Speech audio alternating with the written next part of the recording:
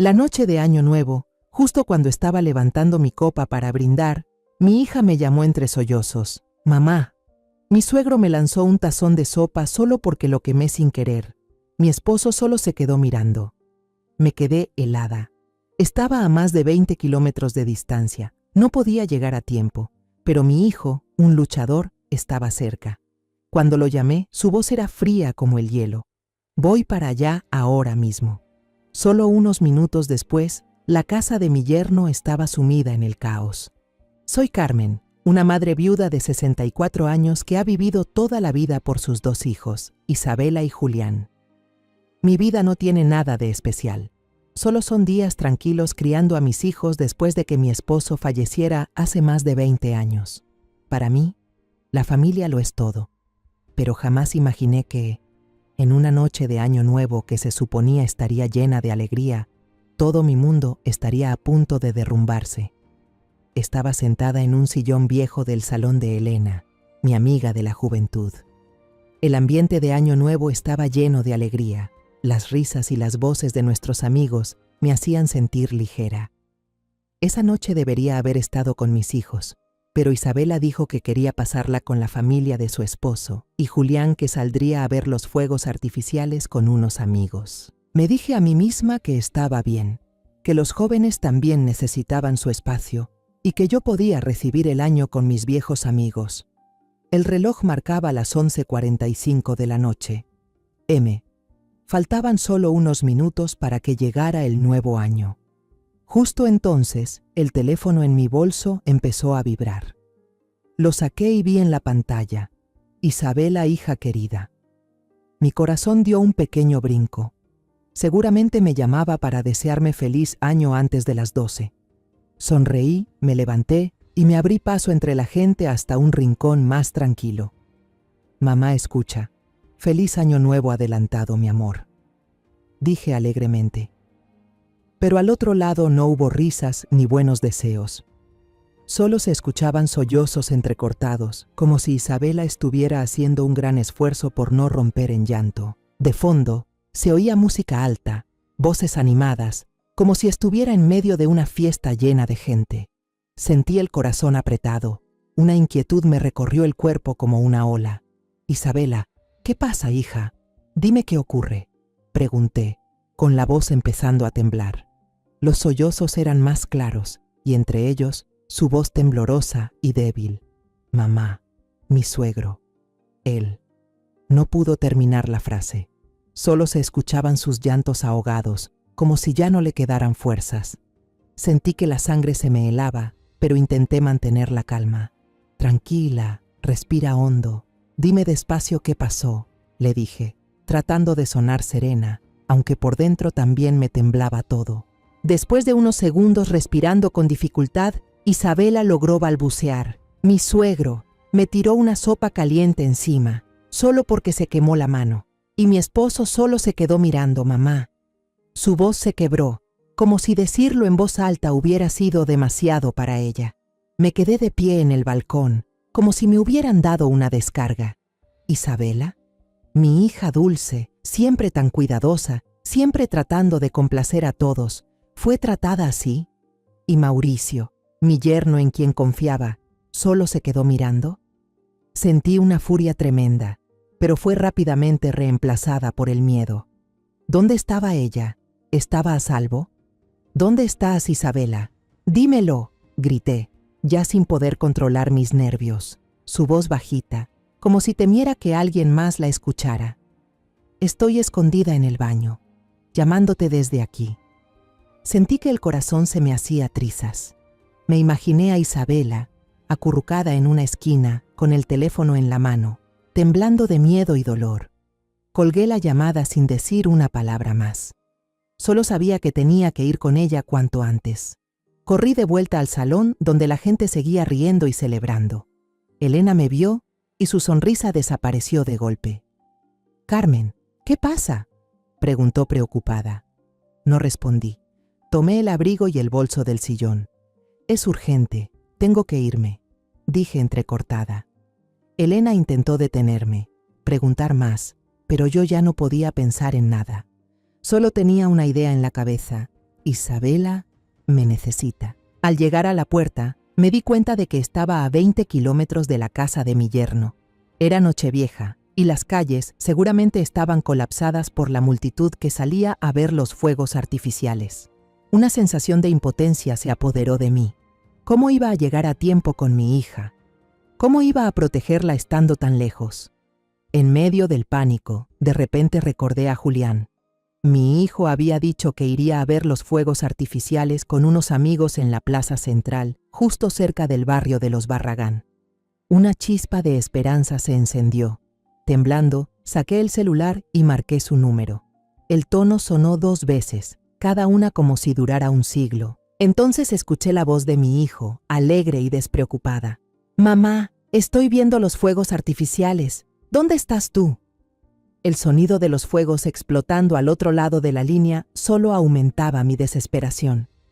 «Julián, ve a casa de Isabela ya», dije, con la voz entrecortada, casi gritando al teléfono. Su suegro le tiró sopa caliente encima. «Ve ya, hijo». La voz de Julián cambió de inmediato, de alegre a helada. «¿Qué dijiste? Espérame, llego en 5 minutos». Se escuchó el tono de llamada final, y supe que ya había tomado acción. Julián, con su carácter directo y el amor que le tiene a su hermana, no iba a dejar pasar esto fácilmente. Salí corriendo a la calle, intentando desesperadamente parar un taxi entre la multitud. Muchos pasaban de largo sin detenerse. Finalmente, un taxi viejo se detuvo. El conductor me miró con desconfianza. «¿A dónde va con tanta prisa, señora?», preguntó. «Al barrio Barragán, por favor, lo más rápido que pueda», respondí con voz temblorosa. «Le pago el triple». Al oír eso, él asintió y el auto se lanzó a la oscuridad. Apenas el taxi se detuvo al inicio de la calle de los Barragán, vi la motocicleta de gran cilindrada de Julián tirada de lado sobre la acera, con la llanta aún ladeada como si la hubieran dejado a toda prisa. Rápidamente le pagué al taxista, casi arrojándole el dinero en la mano, y corrí hacia la lujosa casa de la familia Barragán. Un sonido seco, un crack, se oyó cuando empujé la pesada puerta de madera, y desde dentro me golpearon los gritos furiosos de un hombre mayor, mezclados con la voz grave y contenida de Julián. Supe de inmediato que eran Héctor y mi hijo. Sin pensar más, corrí adentro, tropezando con el escalón de la entrada, casi cayendo. La escena en la sala me dejó paralizada. El cuarto, antes lujoso con sus cuadros costosos y el juego de sillones de cuero, ahora parecía un campo de batalla. Copas de vino rotas por el suelo, los vidrios brillaban bajo la luz del candelabro. El olor intenso a sopa de pollo todavía flotaba en el aire, mezclado con el vino tinto derramado por toda la alfombra persa. En medio de la habitación, Isabela, mi hija, estaba encogida en el sofá, abrazando su brazo enrojecido y lleno de ampollas. El vestido de seda nuevo que con tanta ilusión me había mostrado la semana pasada, ahora estaba manchado de sopa, como si también él compartiera su dolor. Los ojos de Isabela estaban hinchados, la mirada perdida, como un pajarito herido que ya no tiene fuerza para volar. Bajo la esquina del cuarto, la señora Elvira, la suegra de Isabela, estaba arrinconada contra la pared, con el rostro pálido y las manos temblorosas apretando un pañuelo. No se atrevía a mirar a nadie, solo agachaba la cabeza como si quisiera desaparecer de esa habitación. Yo quería gritarle, preguntarle por qué no defendía a su nuera, pero la expresión en su rostro, llena de miedo y resignación, me hizo entender. Ella también era una víctima, igual que Isabela, solo que llevaba demasiado tiempo encerrada en su propio miedo. En el centro de la tormenta estaba Héctor Barragán, el suegro de mi hija. Él, con su cuerpo grande y su cara roja como un toro enfurecido, le apuntaba con el dedo a Julián mientras soltaba insultos venenosos. «¿Y tú quién carajos eres para venir a romper la puerta de mi casa? Lárgate, maldito delincuente». Su voz retumbaba con autoridad, pero noté un leve temblor. Tenía miedo, aunque intentaba esconderlo tras su agresividad. Julián lo enfrentaba de pie, con las piernas separadas como un luchador listo para el combate. Mi hijo solo llevaba unos jeans y una camiseta, pero su postura emanaba una amenaza real. Tenía los puños apretados, los músculos tensos bajo la tela delgada, como si contuviera una tormenta interna. Sus ojos estaban inyectados de sangre, no por el llanto, sino por la rabia ardiente. Yo conocía esa mirada. era la de alguien que haría lo que fuera por proteger a su familia. «Soy el hermano de Isabela», dijo Julián entre dientes, con cada palabra tallada como en piedra. «En mi casa jamás permitimos que una gota de agua caliente le tocara la piel. ¿Y usted quién se cree para tratarla así?». Héctor soltó una carcajada seca, llena de desprecio y maldad. «Soy su suegro, ella es de esta casa, es mía. Tengo el derecho de enseñarle modales. Si su madre no la educó, yo lo haré». Me lanzó una mirada filosa como una navaja. Luego, como para dejar claro su desprecio, escupió en el suelo justo frente a mí. «Ah, con que es la viuda. Con razón la hija es torpe y el hijo un matón. Se nota que en esa casa no hay figura paterna». Las palabras de Héctor fueron como un cuchillo directo al pecho. No era la primera vez que escuchaba algo así desde que mi esposo murió y me tocó criar sola a mis 2 hijos. Pero esta vez, no solo me atacaba a mí, también a ellos, a esos niños por los que di todo para proteger. Quise gritar, correr y darle una bofetada en la cara, pero mis piernas estaban clavadas al suelo. Solo pude quedarme ahí, temblando, con las lágrimas a punto de salir. Pero Julián no. Las palabras de Héctor avivaron aún más el fuego que ya ardía dentro de él. Soltó un rugido, un grito visceral, lleno de dolor y furia. Vi cómo alzó el puño, su cuerpo lanzado hacia adelante como un animal acorralado. Héctor dio un paso atrás. La soberbia en su rostro se transformó en miedo. Sus ojos se abrieron de par en par. Su boca quedó colgando, sin creer que ese chamaco se atreviera a enfrentarlo. En la esquina del cuarto, Mauricio, mi yerno, por fin levantó la cabeza. Estaba paralizado junto a la chimenea, con los brazos colgando, la cara tan blanca como una estatua de cera. Sus ojos, muy abiertos, estaban llenos de terror, pero no se movía, no decía ni una palabra. No miraba a Isabela, ni a su padre, ni a Julián. Su mirada estaba clavada en la alfombra, como si quisiera esconderse bajo ella y desaparecer. Sentí otra oleada de rabia crecer en mi pecho. Mauricio, a quien alguna vez vi como el apoyo de mi hija, ahora no era más que una sombra, un cobarde incapaz de proteger a su esposa. En ese instante, cuando el puño de Julián estaba a punto de caer, actué por instinto. Me lancé hacia adelante, usando todas mis fuerzas para interponerme entre mi hijo y Héctor. Puse la mano sobre el pecho de Julián, sintiendo sus músculos tensos como piedra, como una máquina a punto de estallar. «Julián, detente». «No, hijo», supliqué, la voz quebrada por el miedo. «No cometas un error con esto, te lo ruego, hijo». Pero Héctor no tenía intención de parar. Al verme lanzarme para proteger a mi hijo, no solo no se detuvo, sino que se envalentonó. Una sonrisa burlona se dibujó en su rostro rojo de furia, y sus ojos brillaban con desprecio. «¿Ves? ¿Solo puedes mantenerte firme si tu mami te protege? Niñito mimado», escupió, dando un paso más, con el dedo índice casi tocándome la cara, como si quisiera perforar la delgada piel de la dignidad. Esas palabras fueron como una chispa en un barril de pólvora. Sentí el cuerpo de Julián endurecerse bajo mi mano como una bestia acorralada. «Mamá, quítate», rugió, con la voz quebrada por la ira. «Déjame enseñarle modales a este tipo». Julián intentó apartarme. Sus brazos duros como acero me hicieron tambalear. Me asusté, no por la fuerza de mi hijo, sino porque sabía que si se dejaba llevar, todo se vendría abajo. Héctor no era solo un hombre cruel, también era poderoso, con conexiones, y no dudaría en usar todo eso para aplastarnos.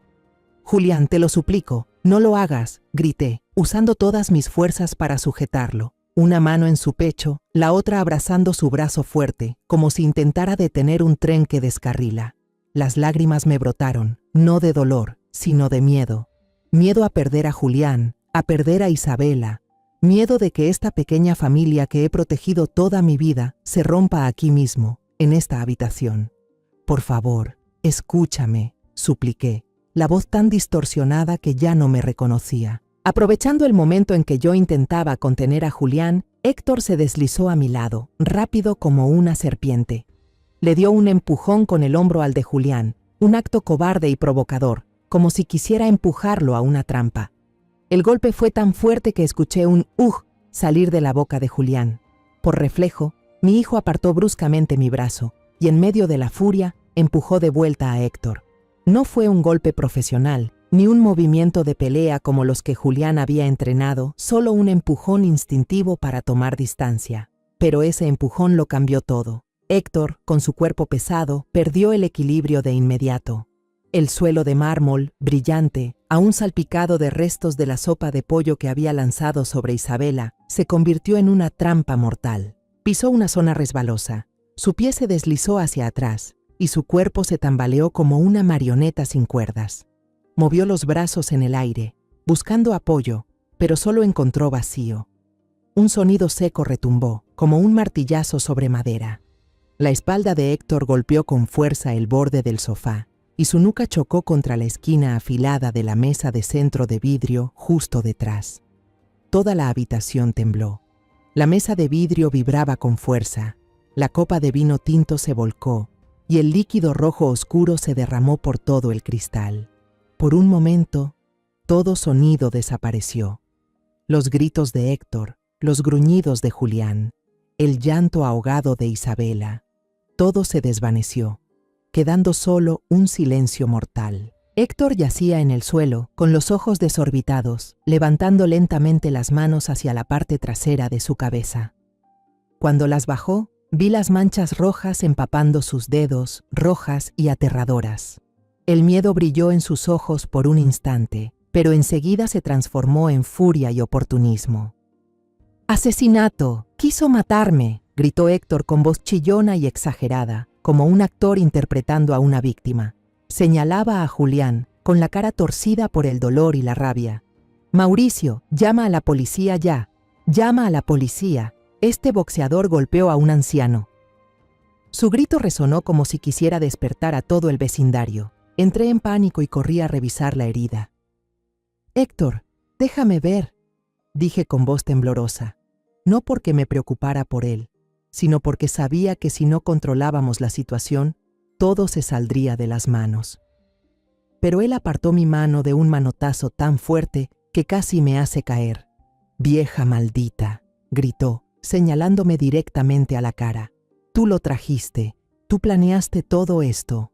Cada palabra era como un cuchillo, no solo contra mí, sino contra la débil esperanza de que aún pudiéramos resolver esto en paz. Miré a Mauricio, esperando que hiciera algo, lo que fuera, para detener a su padre. Pero mi yerno solo estaba ahí parado, junto a la chimenea, pálido como una figura de cera. Cuando Héctor gritó que llamaran a la policía, Mauricio dio un respingo, como si despertara de un trance. Con las manos temblorosas, sacó su celular y marcó el número con torpeza. «¡Papá!», exclamó, con un tono débil, sin sentido, pero aún así no se movió para ayudar a su esposa ni para detener a su padre. Lo miré y por primera vez sentí un profundo desprecio. Mauricio, el hombre al que Isabela había amado, por quien había sacrificado tanto para complacerlo, no era más que un cobarde, alguien que prefería obedecer a su padre antes que proteger a su esposa. Julián estaba paralizado, con los ojos fijos en sus propias manos, como si no pudiera creer que ese empujón hubiera causado todo esto. La rabia en su mirada se había desvanecido, reemplazada por el asombro y la preocupación. «Mamá», susurró, con la voz entrecortada como un niño pidiendo ayuda. Antes de seguir, si esta historia ha tocado tu corazón, compártela con alguien a quien ames o déjame unas palabras en los comentarios. Me encantaría leerte. Ahora, volvamos a la historia. No pasaron ni 10 minutos cuando las sirenas de la policía comenzaron a sonar en la calle.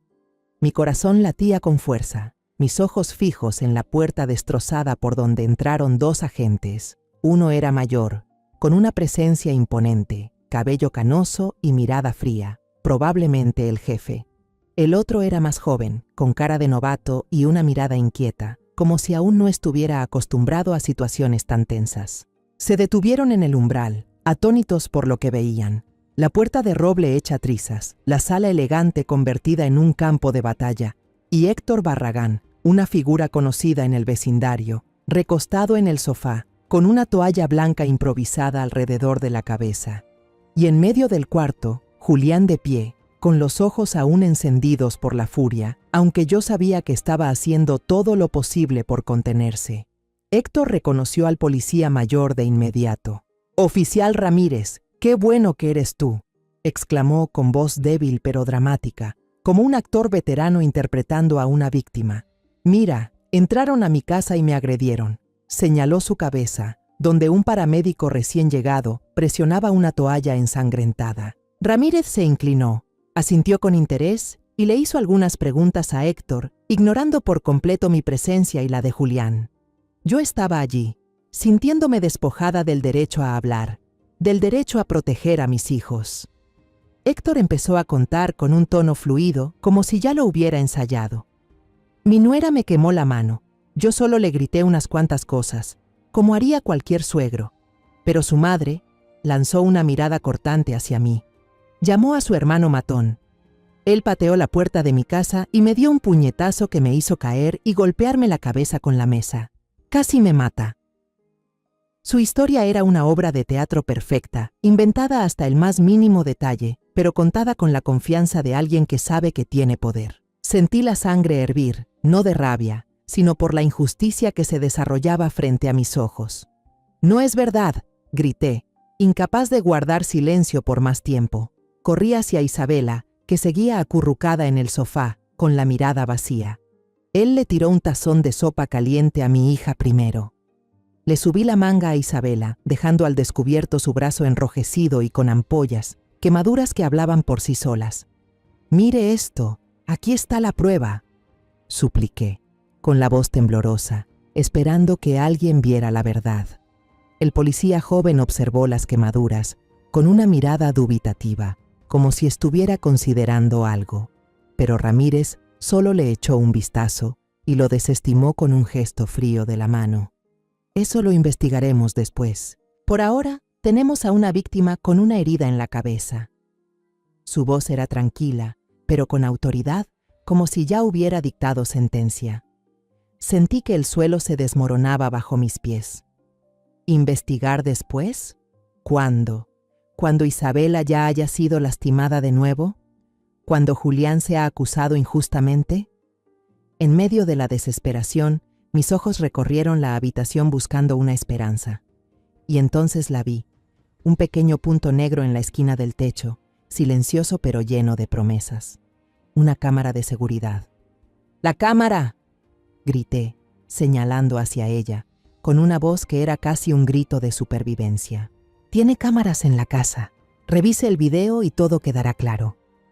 El corazón me latía con fuerza, esperando que la verdad saliera a la luz, que todo lo que estábamos viviendo pudiera probarse. Todos en la sala alzaron la vista. El rostro de Héctor cambió por un instante, apenas perceptible, pero yo lo noté. Fue el pánico de alguien que sabe que está en peligro, pero se recompuso rápido y sonrió con desdén. «¿Qué cámara? Es solo decoración», dijo, con un tono tan suave como calculado, intentando desviar la atención. Ramírez entrecerró los ojos mirando la cámara y luego me dirigió una mirada impaciente. «Señora, lo revisaremos después como indica el protocolo. Por ahora no entorpezca el trabajo de las autoridades. Todo está más que claro». Sus palabras cayeron como un martillazo sobre mi esperanza. ¿Claro? Claro que, si mi hija era la víctima y el que causó el daño está haciéndose pasar por el agredido. Ramírez le hizo una seña al joven policía. «Llévate a esta muchacha a la estación para tomarle declaración. Ella es la causa directa del conflicto». Su voz era fría, sin una pizca de compasión. Me quedé paralizada, sin poder creer lo que acababa de oír. «¿Por qué se llevan a mi hija? Ella es la víctima», grité, corriendo hacia Isabela y abrazándola con fuerza. Isabela rompió en llanto. Su cuerpo temblaba entre mis brazos. «Mamá, no quiero irme», susurró con voz débil, como una niña pidiendo ayuda. El joven policía se acercó con expresión incómoda, pero obedeció la orden. «Por favor, colabore, señora», dijo en voz baja, como si también se sintiera mal por la situación. «No está detenida, Solo será retenida temporalmente para la investigación, dijo Ramírez, con una calma tan inquietante que me heló la sangre. ¿Retenida? ¿Investigación? Esas palabras sonaban como cuchilladas directas al corazón. Isabela, mi hija dulce, siempre temerosa de incomodar a los demás, ahora era tratada como una delincuente.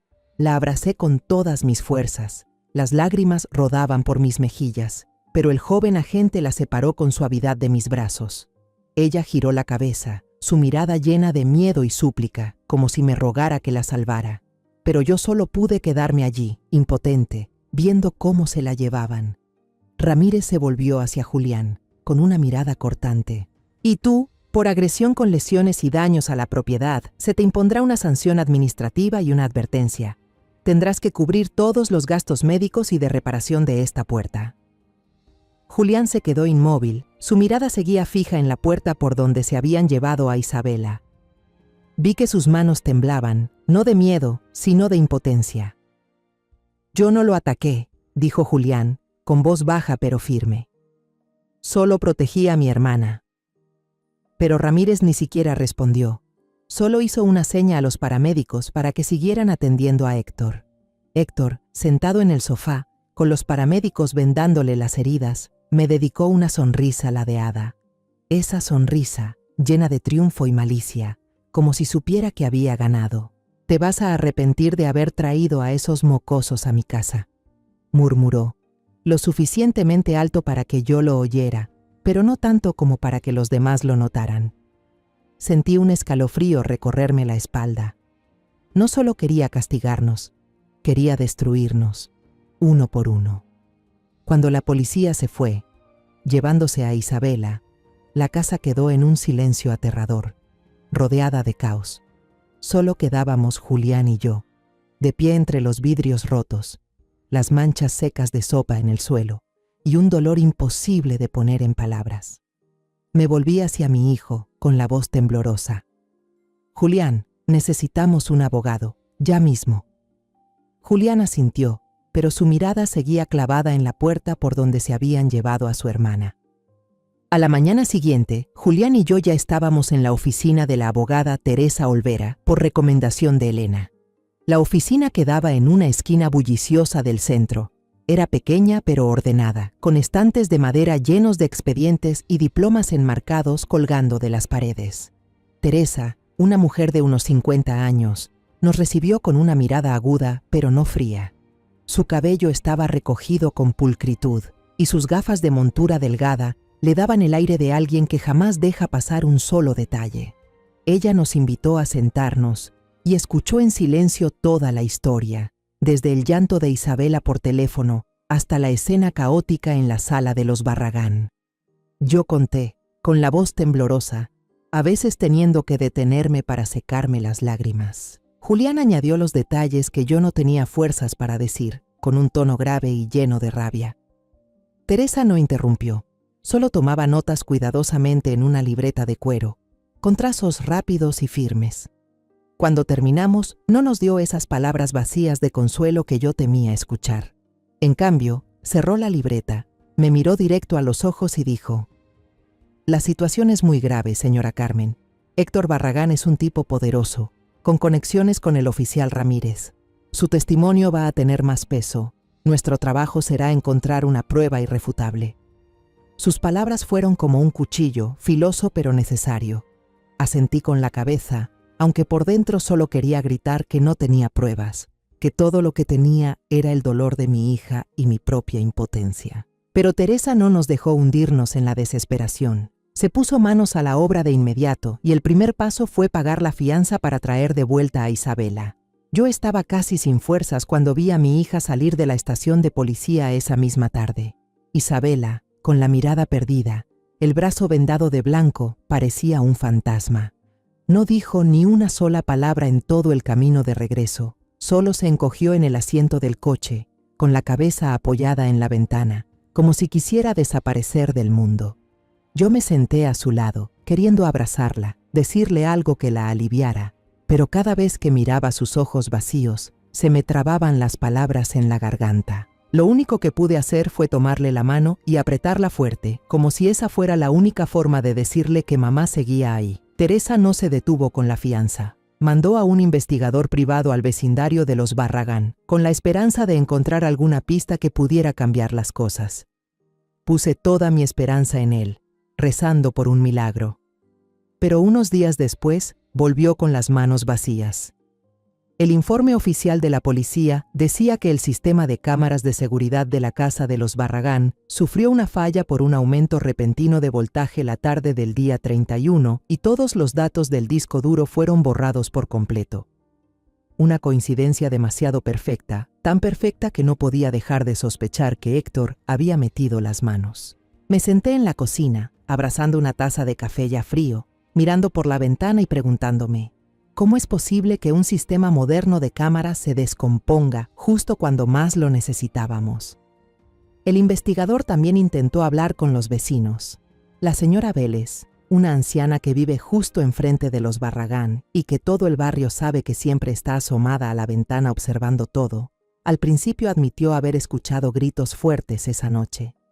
Pero cuando el investigador regresó para grabar su testimonio oficial, ella movió las manos nerviosa y dijo con voz temblorosa, «Estoy vieja, medio sorda, no escuché nada». Luego cerró la puerta de golpe, como si temiera que una sola palabra mal dicha le trajera problemas. Yo sabía, no hacía falta preguntar, que Héctor o alguien más ya la había convencido. Dinero, poder o simplemente miedo, cualquier cosa puede hacer que alguien como la señora Vélez guarde silencio.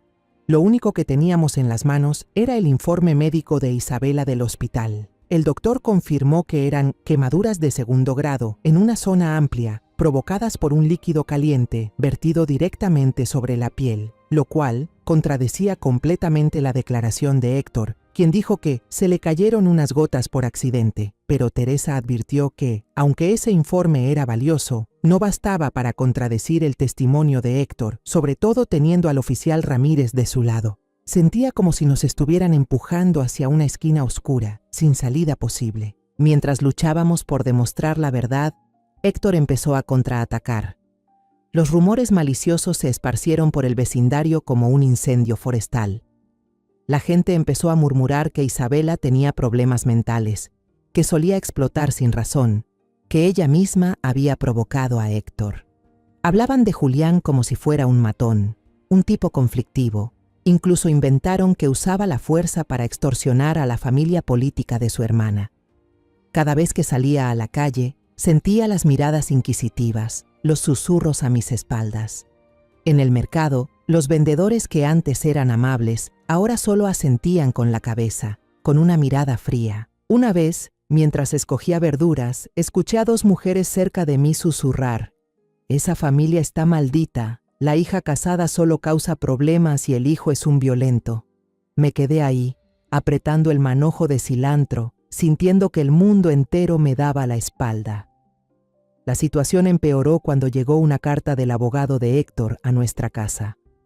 La abrí con las manos temblorosas, y las líneas frías que leí fueron como una sentencia. Exigían que mi familia pagara por los daños a la puerta, todos los gastos médicos por la herida en la cabeza de Héctor, y una suma enorme por daños emocionales.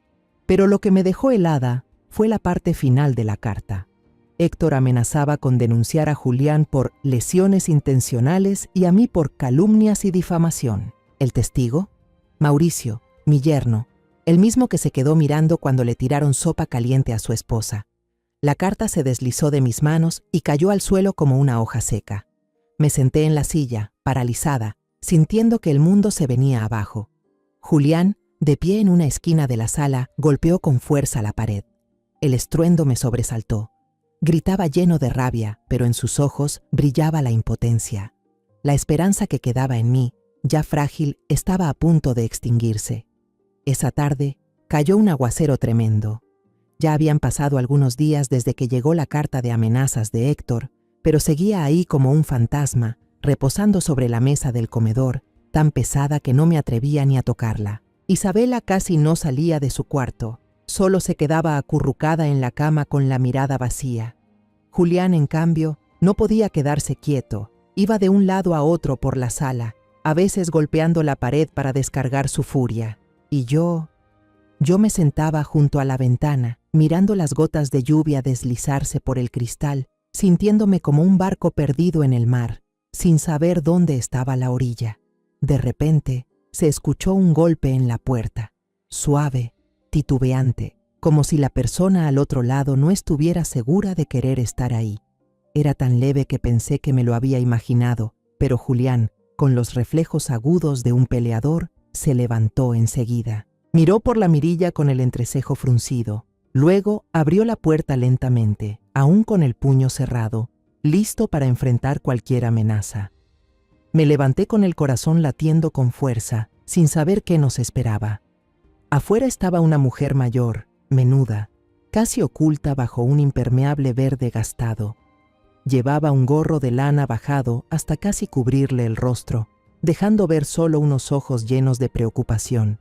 Sostenía con ambas manos una bolsa de tela descolorida, como si fuera lo más valioso que tenía. «Disculpe», dijo, con una voz bajita, casi ahogada por la lluvia. «¿Aquí vive la señora Carmen, madre de Isabela?» Su pregunta temblaba, como si con una sola respuesta equivocada fuera a darse media vuelta y desaparecer. Me acerqué, asentí con la cabeza y forcé una sonrisa, aunque por dentro estaba hecha un lío. «Sí, soy Carmen. Pase, por favor». Abrí la puerta y le hice un gesto para que entrara. Ella dudó un momento, miró alrededor como si temiera que alguien la estuviera siguiendo, y luego entró con cautela. Julián cerró la puerta, con la mirada aún alerta, pero yo le hice señas para que se sentara.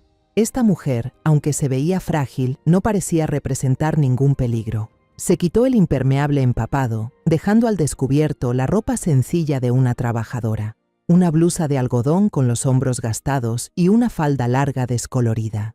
Se sentó en la silla, con las manos ásperas entrelazadas, como si buscara un poco de valor. «Soy doña Graciela», se presentó con voz aún baja, pero más firme. «Fui empleada doméstica de la familia Barragán por más de 5 años». Hizo una pausa, tragó saliva y nos miró a Julián y a mí, evaluando si podía confiar en nosotros. Sentí mi corazón latir más rápido. ¿La empleada de los Barragán? Una chispa de esperanza se encendió dentro de mí, aunque traté de no ilusionarme demasiado. «Usted sabe lo que pasó, ¿verdad?», pregunté, con la voz temblorosa, sin poder ocultar la desesperación. «¿Sabe lo de la noche de Año Nuevo?». Graciela asintió, y en sus ojos brilló una tristeza profunda. Comenzó a hablar, con voz pausada, como si cada palabra tuviera que ser arrancada de un lugar doloroso en su interior. «Esa noche, fui yo quien limpió el cuenco de sopa roto en el suelo. Escuché todo, desde el principio hasta el final. El señor Héctor», le gritó en la cara a la señorita Isabela. La insultó con palabras horribles. Luego le arrojó el cuenco con sopa caliente encima. No fue un accidente, fue con intención. Hizo una pausa.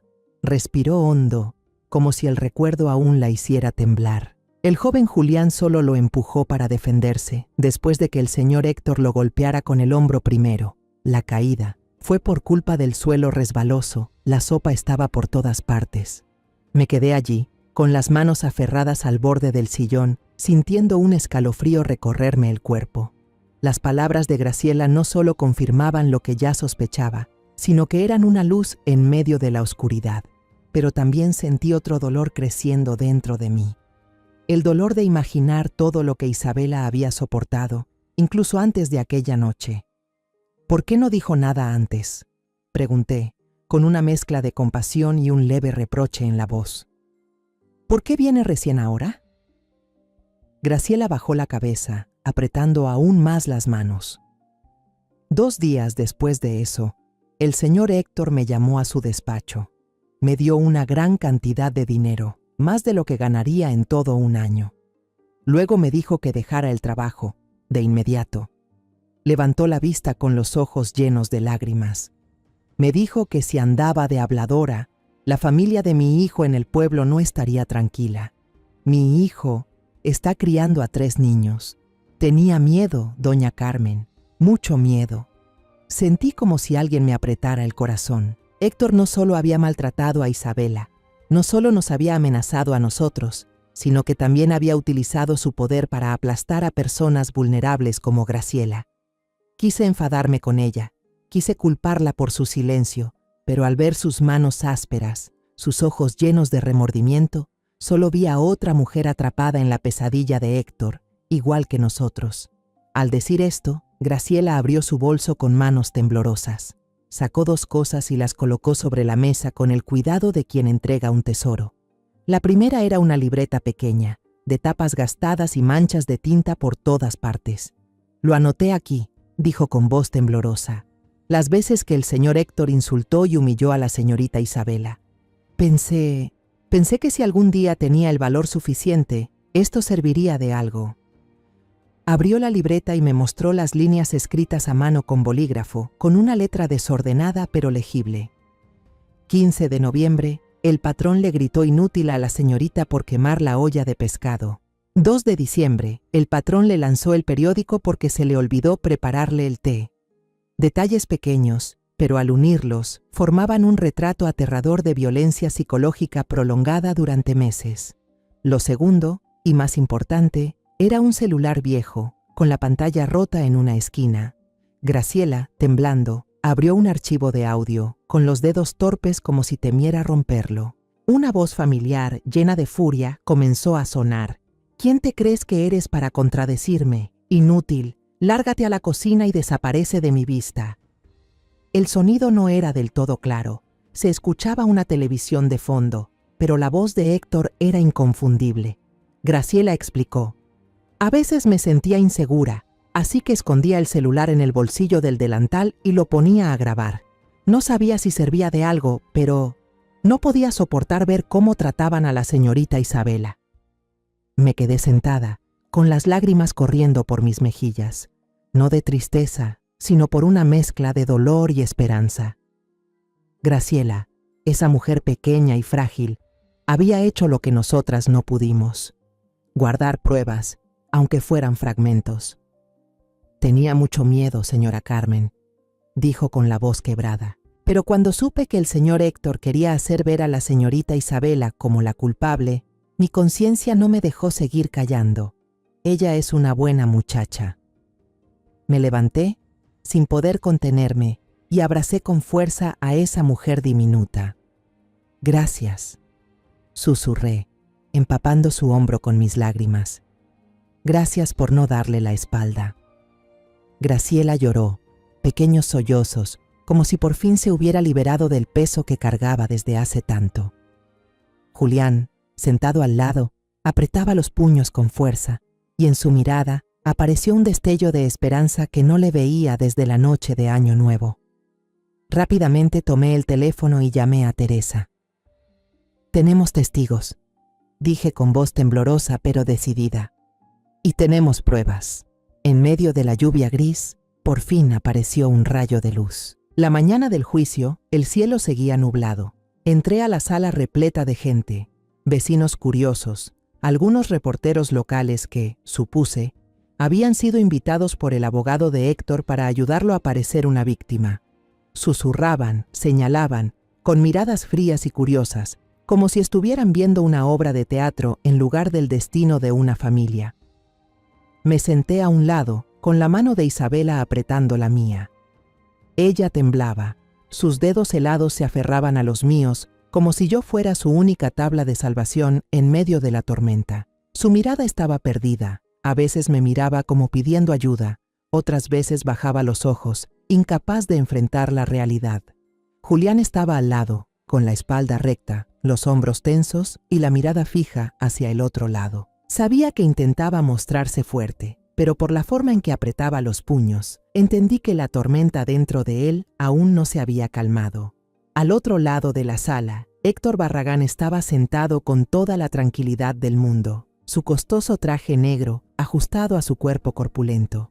Una pequeña venda blanca le rodeaba la cabeza, como un accesorio calculado cuidadosamente para reforzar su papel de víctima. Pero sus ojos, fríos y llenos de autosuficiencia, no podían ocultar la verdad. A su lado estaba Mauricio, mi yerno, con el rostro completamente pálido. Mantenía la cabeza baja, los hombros encogidos, evitando la mirada de Isabela y la mía, como si nuestra presencia fuera una acusación silenciosa. El abogado de Héctor, un hombre de mediana edad bien vestido llamado Vargas, le susurraba al oído sin parar, con una sonrisa delgada que me dio escalofríos. Parecían un dúo perfectamente sincronizado, listos para aplastar a quien se atreviera a desafiarlos. La abogada Teresa Olvera, con una actitud serena pero firme, se puso de pie para presentar el caso. Su voz era clara, cada palabra afilada como una cuchilla, cortando el aire pesado de la sala. Mostró el informe médico de Isabela, describiendo con detalle las quemaduras de 2º grado en el brazo de mi hija, como una prueba irrefutable de la crueldad de Héctor. Luego presentó el cuaderno de la señora Graciela, leyendo en voz alta los garabatos donde se relataban los insultos y maltratos de Héctor hacia Isabela.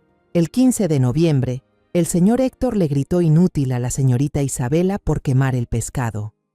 El 2 de diciembre le arrojó el periódico por no preparar el té. Cada línea era como una puñalada al corazón, pero también una chispa de esperanza de que se hiciera justicia. Cuando Teresa pidió reproducir la grabación del viejo celular de la señora Graciela, toda la sala quedó en silencio. La voz de Héctor se escuchó fuerte, colérica y venenosa. ¿Quién te crees que eres para contradecirme? Eres una inútil. Lárgate a la cocina y no te quiero ver más. El sonido era sucio, con el televisor de fondo, pero nadie podía confundir esa voz. Miré a Héctor y lo vi moverse inquieto en su silla, con una chispa de pánico en la mirada. Algunas personas en la sala empezaron a murmurar, susurros que se propagaban como olas. Apreté la mano de Isabela, sintiendo cómo una débil esperanza empezaba a crecer en mí. Pero esa esperanza se desvaneció enseguida. Vargas se levantó, su traje gris ajustado irradiando la confianza de alguien acostumbrado a ganar. Sonrió, con una voz tan suave como una navaja afilada. Señoría, esta grabación no tiene ningún valor legal. El audio es muy ruidoso, no se entiende el contexto y, lo más importante, no hay forma de probar que sea la voz de mi cliente. Hoy en día, la tecnología para falsificar voces es muy avanzada. ¿Quién puede asegurar que esta grabación no fue creada por la parte demandante con la intención de difamar? Sus palabras cayeron como un martillazo, dejándome sin aire. ¿Cómo podían negar una verdad tan clara? Vargas no se detuvo.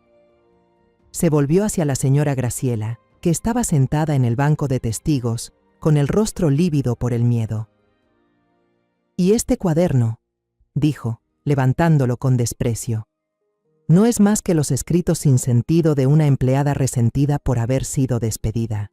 Señora Graciela, ¿es cierto que mi cliente la reprendió por robar cosas pequeñas y luego la despidió y que usted, por rencor, inventó toda esta historia?»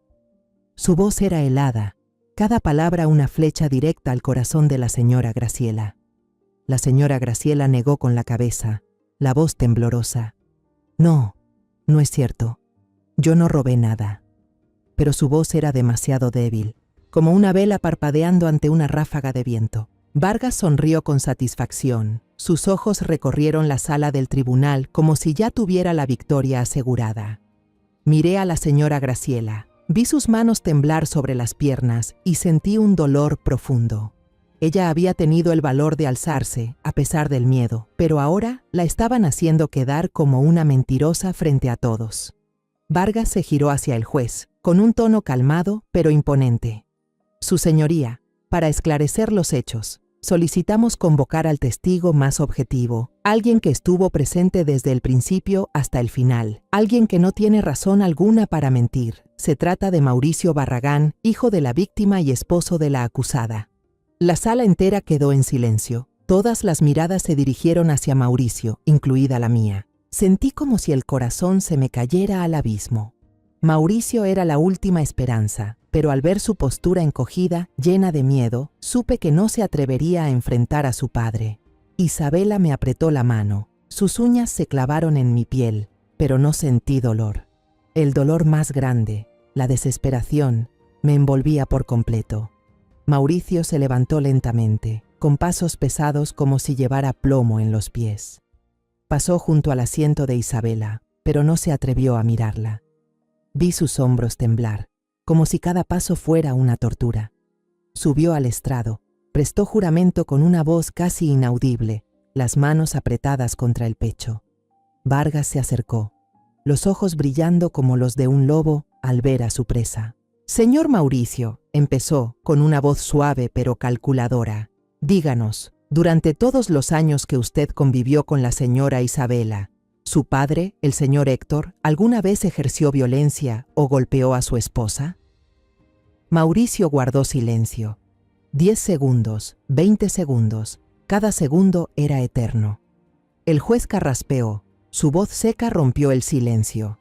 «Testigo, por favor, responda la pregunta». Pero Mauricio no dijo nada. Su mirada seguía fija en el suelo. Héctor empezó a mostrarse impaciente. Se inclinó hacia adelante y gruñó, con un tono que todos alcanzaron a oír. «Mauricio, habla». No fue una súplica, fue una orden, fría y autoritaria. Miré a Mauricio, vi cómo sus hombros temblaban y sentí que el alma se me desplomaba. Sabía que no se atrevería a enfrentarse a su padre. Él fue quien se quedó mirando cuando Isabela recibió la sopa hirviendo sobre el cuerpo, quien bajó la cabeza ante cada orden de Héctor. Iba a mentir, a enterrar la verdad, y nuestra familia se hundiría. Pero entonces ocurrió lo que nadie esperaba. Mauricio inhaló profundamente, como si reuniera el último pedazo de valor que le quedaba. Levantó la cabeza sin mirar al abogado Vargas, sin mirar a su padre. En cambio, se giró y miró directamente a los ojos de Isabela. Por un instante, vi en su mirada algo distinto al miedo de siempre. Vi un dolor profundo y una determinación absoluta. Sentí la mano de Isabela temblar dentro de la mía. Ella también lo miraba, con una mezcla de desconcierto y una chispa tenue de esperanza. «No», dijo Mauricio, con una voz inesperadamente firme y clara, como si acabara de romper unas cadenas invisibles. «Mi padre no solo golpeó a mi esposa en Nochevieja, lo ha hecho muchas veces». Aquellas palabras retumbaron como un trueno en la sala del tribunal. Se escucharon exclamaciones, murmullos que se propagaban como olas. Me quedé paralizada, sin poder creer lo que acababa de oír. Isabela me apretó la mano con fuerza, sus uñas se clavaban en mi piel, pero no sentí dolor.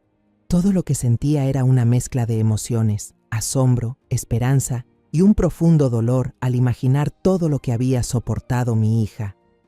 Héctor se levantó de golpe del asiento, el rostro rojo de furia. «¿Qué dijiste? ¡Maldito ingrato!», gritó, su voz llena de rabia y de una herida tan profunda que parecía que el traicionado era él. El abogado Vargas se levantó apresuradamente, intentando intervenir. «Señoría, el testigo está emocionalmente alterado», pero Mauricio no permitió que nadie lo interrumpiera. Metió la mano en el bolsillo de su saco y sacó un objeto pequeño, levantándolo en alto para que todos pudieran verlo. Era un USB, diminuto pero brillante como una joya bajo la tenue luz de la sala. «Tengo pruebas», declaró Mauricio con la voz temblorosa, no por miedo, sino por la intensidad de sus emociones. «Fui demasiado cobarde para intervenir, pero no puedo seguir mintiendo ni encubriendo la maldad. Copié todo el contenido del disco duro de las cámaras de seguridad de mi casa antes de que mi padre mandara destruirlas». Sus palabras cayeron como una bomba. El silencio se apoderó de la sala. Solo se oían los jadeos de Héctor y los latidos acelerados de mi corazón. La abogada Teresa se puso de pie rápidamente. Su voz era firme, decidida. «Señoría, solicitamos que se reproduzca esta nueva evidencia de inmediato». El juez, aunque al principio parecía desconfiado, asintió. Un asistente conectó el USB a la computadora y las imágenes comenzaron a proyectarse en la gran pantalla al frente del tribunal. El primer video era de la noche de Año Nuevo. Las imágenes eran nítidas, sin sonido, pero más impactantes que cualquier testimonio. Héctor insultaba a Isabela, su rostro deformado por la ira, y de pronto le lanzaba un tazón de sopa caliente. Isabela se encogía, sujetándose el brazo, con el rostro contraído por el dolor. Luego se veía a Julián entrando corriendo, a mí deteniéndolo, a Héctor provocándolo y su caída tras resbalarse. Todas las mentiras de Héctor, que Isabela lo había quemado, que Julián lo había atacado, quedaban al descubierto, evidentes como la luz del día. Pero Mauricio no se detuvo. Pidió seguir con los videos. Aparecieron otras grabaciones, captadas en distintos momentos. Héctor abofeteando a Isabela por romper una taza, gritando: «¡Inútil! No mereces estar en esta casa». Otro video lo mostraba lanzándole un libro mientras ella leía, solo porque no respondió de inmediato. Otro más, empujándola al suelo de la cocina, porque la cena no estaba lista a tiempo. Cada video era una puñalada al corazón, y no pude contener las lágrimas. Abracé fuerte a Isabela, sintiendo su cuerpo temblar entre mis brazos. Lloraba desconsoladamente, pero esta vez, lo sabía, eran lágrimas de liberación. Julián, sentado al lado, tenía los puños cerrados, pero en su rostro había un alivio que no le había visto desde aquella noche. Héctor, al otro lado, se dejó caer en su asiento, blanco como una hoja. Balbuceaba: «No, imposible, está manipulado, todo es falso». Pero su voz sonaba débil, sin autoridad. Nadie le creía ya. Los vecinos que antes murmuraban sobre nosotros, ahora lo miraban con asombro y desprecio. El juez golpeó la mesa con el mazo. Su voz fue tajante y fría. «Se ordena la detención inmediata del señor Héctor Barragán por violencia doméstica y falso testimonio ante este tribunal». La policía se acercó y le puso las esposas a Héctor. Cuando lo llevaron, pasó junto a Mauricio, con la mirada llena de odio.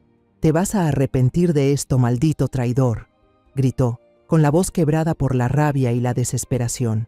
Pero Mauricio se quedó quieto en el estrado de los testigos, mirando la silueta de su padre alejarse. No respondió, no bajó la cabeza. Por primera vez en todos los años que lo conocí, Mauricio se veía realmente libre, como si un peso enorme hubiera sido arrancado de sus hombros. Unas semanas después del juicio que sacudió a todos, Mauricio me llamó. Su voz por teléfono sonaba vacilante, como si luchara por encontrar el valor de decir algo. Quería vernos a mí y a Isabela, pero no en nuestra casa, sino en una cafetería pequeña y tranquila en las afueras de la ciudad. Acepté, aunque en el fondo aún guardaba algo de desconfianza. Mauricio había hecho lo correcto en el juicio, pero todos esos años de silencio, dejando que mi hija sufriera, seguían siendo una herida abierta para mí. Isabela, al oír mi propuesta, negó con la cabeza de inmediato. «No quiero verlo, mamá», dijo con la voz temblorosa y los ojos llenos de dolor. «¿Para qué?». Él eligió mirar hacia otro lado cuando más lo necesitaba. Entendía su dolor, pero también sabía que si no lo enfrentaba, Isabela quedaría atrapada para siempre en esos recuerdos. «No tienes que perdonarlo», le dije con suavidad, apoyando la mano en su hombro. «Pero necesitas escucharlo para cerrar ese capítulo de tu vida. Yo estaré contigo». Después de un momento en silencio, Isabela asintió, aunque sus ojos seguían mostrando duda. Llegamos a la cafetería una tarde de sol tenue. Era un lugar pequeño y acogedor, con mesas de madera cubiertas con manteles a cuadros y el aroma del café recién tostado impregnando el ambiente. Mauricio ya estaba esperándonos en un rincón apartado, cerca de la ventana que daba a una calle solitaria. Se veía mucho más delgado que la última vez que lo vi, con el rostro pálido y los ojos hundidos, como si cargara con un peso invisible. Se levantó al vernos, con una mirada llena de culpa, pero sin atreverse a mirar directamente a Isabela. «Gracias, gracias por venir», murmuró, con voz baja, como un niño que sabe que ha hecho algo mal. Nos sentamos y pedimos algo de tomar. Un café negro para mí, una infusión de manzanilla para Isabela, y Mauricio solo pidió un vaso de agua. El ambiente entre nosotros era denso, como si cada uno llevara una historia sin contar. Después de unos minutos de silencio, Mauricio respiró hondo y empezó a hablar, con una voz grave y pausada, como alguien que relata una pesadilla de la que no puede despertar. «Mi infancia no tuvo risas», dijo, con la mirada clavada en el vaso de agua frente a él. «Solo había órdenes duras y golpes de mi padre. Él era un tirano, no solo conmigo, también con mi madre, Alma». Mauricio hizo una pausa, tragó saliva. Contó que su madre fue la primera víctima de Héctor, una mujer dulce pero atrapada por el miedo. «Vi a mi padre pegarle muchas veces. Una vez, solo por romper un vaso, él la abofeteó tan fuerte que cayó al suelo. Quise correr a defenderla, pero cada vez que pasaba eso, mi madre solo negaba con la cabeza, me abrazaba y me susurraba: «Quédate callado, hijo, ya pasará». Me senté ahí, escuchando, sintiendo como un dolor profundo me invadía el pecho.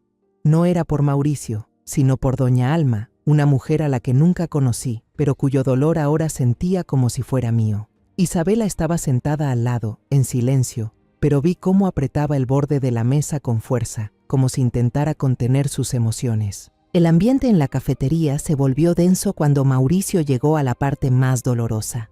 Respiró hondo, con las manos cerradas bajo la mesa, los nudillos blancos. La muerte de mi mamá no fue un accidente, dijo con voz quebrada, como si cada palabra tuviera que arrancarla desde lo más profundo. Todos dijeron que se resbaló en las escaleras, pero no fue así. Contó que tenía solo 9 años, había sacado malas calificaciones, así que se escondió en la sala de lectura del piso de arriba, temiendo que su papá lo castigara. Desde ahí, escuchó a sus padres discutiendo fuerte en el pasillo. Su mamá gritaba que ya no aguantaba más, que se lo iba a llevar. «Entreabrí la puerta», murmuró Mauricio, con los ojos cerrados, como si estuviera reviviendo aquel momento horrendo. Vi a mi papá agarrar el brazo de mi mamá. Ella se soltó, gritando que se iba. En ese forcejeo, él la empujó. Mi mamá perdió el equilibrio y cayó de espaldas por las escaleras. Sentí que el corazón se me detenía.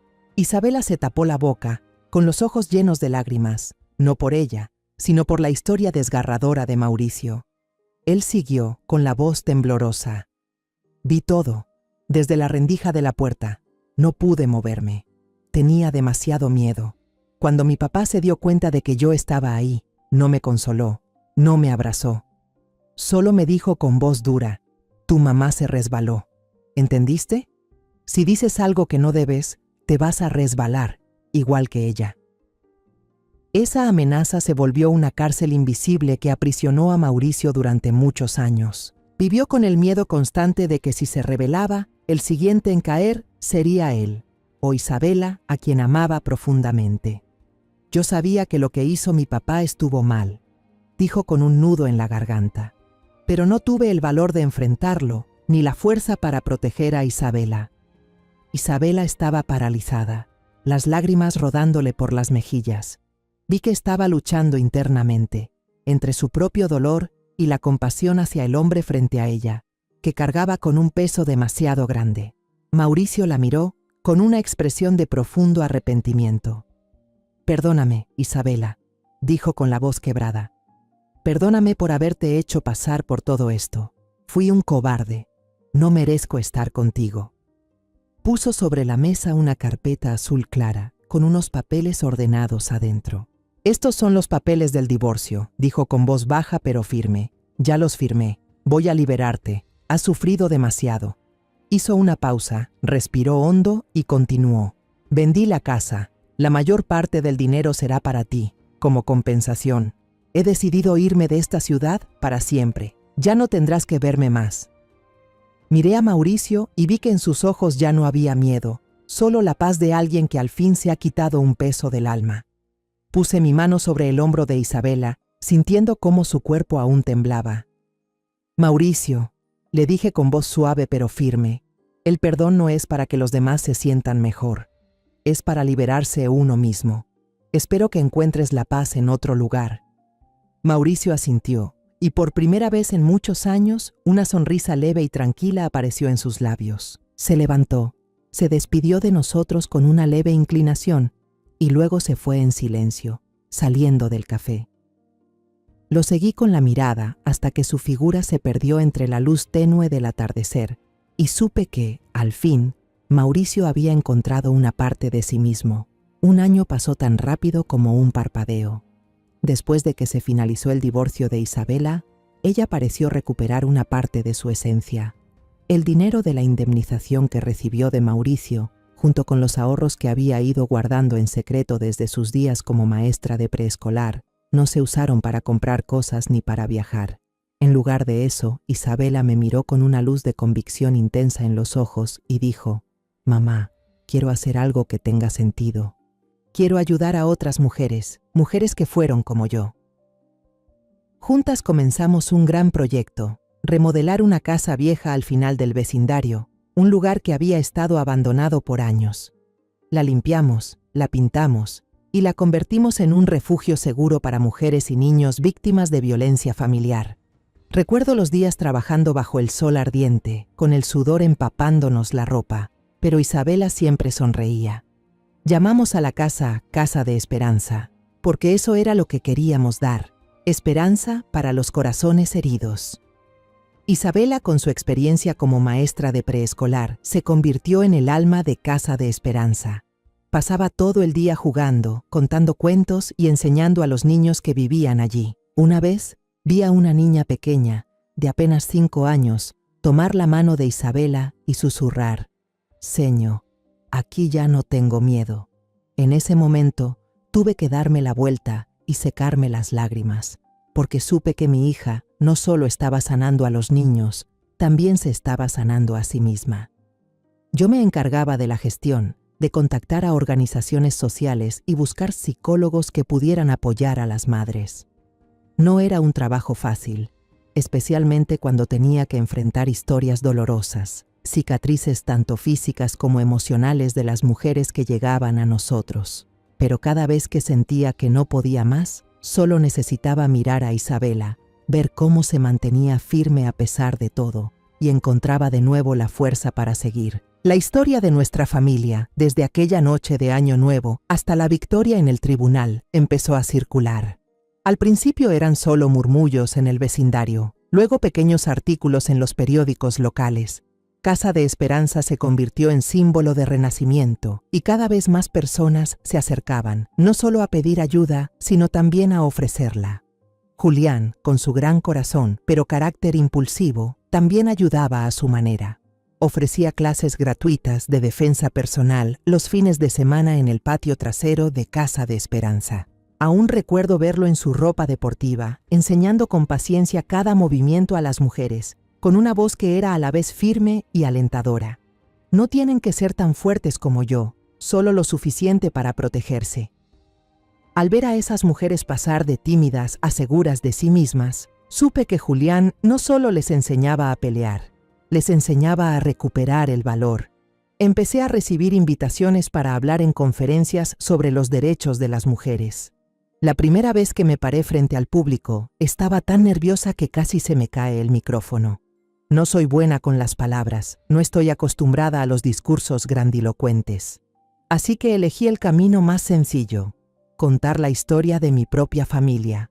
Hablé de aquella noche de Año Nuevo, cuando los sollozos de Isabela al teléfono me rompieron el alma.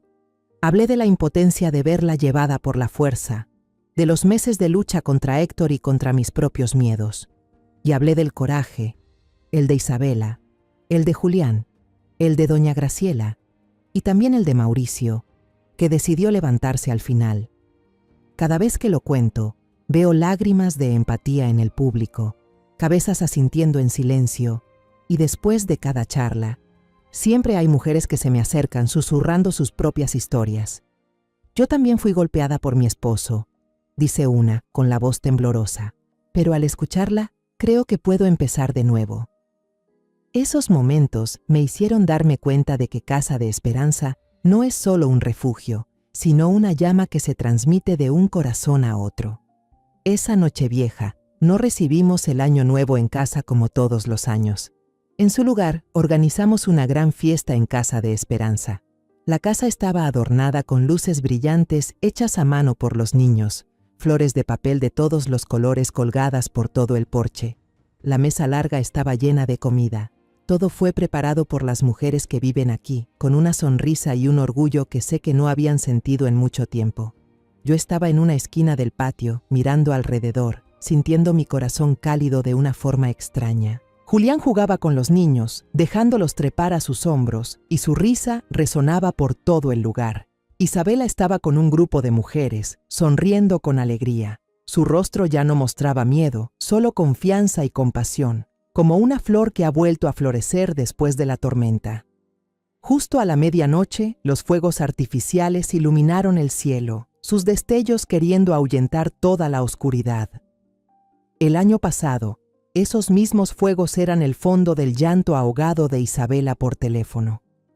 Este año eran la música de fondo de las risas felices, los cantos y los buenos deseos de toda una comunidad que renacía. Isabela se acercó a mí, me abrazó fuerte y el calor de su cuerpo pareció extenderse a mi pecho.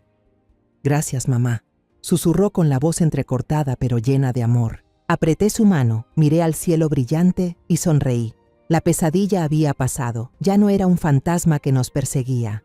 El amanecer de un nuevo capítulo, lleno de esperanza y luz, realmente había comenzado. Si estás sufriendo en silencio, si estás herida y no sabes por dónde empezar para recuperar la justicia, esta historia es para ti. Yo también me sentí impotente. También pensé que mi voz era demasiado pequeña en una sociedad injusta y cruel. Pero aprendí que el silencio solo fortalece al mal. Aunque seas una persona común, nunca subestimes tu fuerza. No estás sola. La verdad, aunque distorsionada, puede salir a la luz si tienes el valor de llegar hasta el final.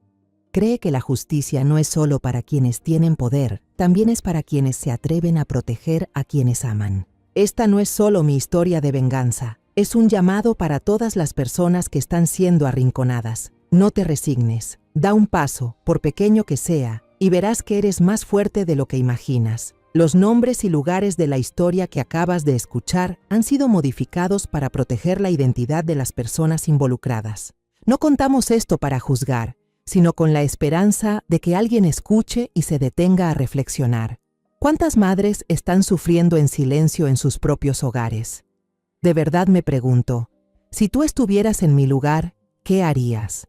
¿Guardarías silencio para mantener la paz o te atreverías a enfrentarlo todo para recuperar tu voz? Quiero conocer tu opinión sobre esta historia de historias que duelen, o cualquier sugerencia que tengas para que mejoremos nuestro contenido. Dios siempre bendice, y yo estoy segura de que el valor nos llevará a días mejores. Mientras tanto, en la pantalla final te dejaré 2 de las historias más queridas del canal. Estoy segura de que te van a sorprender. Gracias por quedarte conmigo hasta este momento. Si esta historia tocó tu corazón, dale like, suscríbete al canal y activa la campanita para no perderte las próximas historias.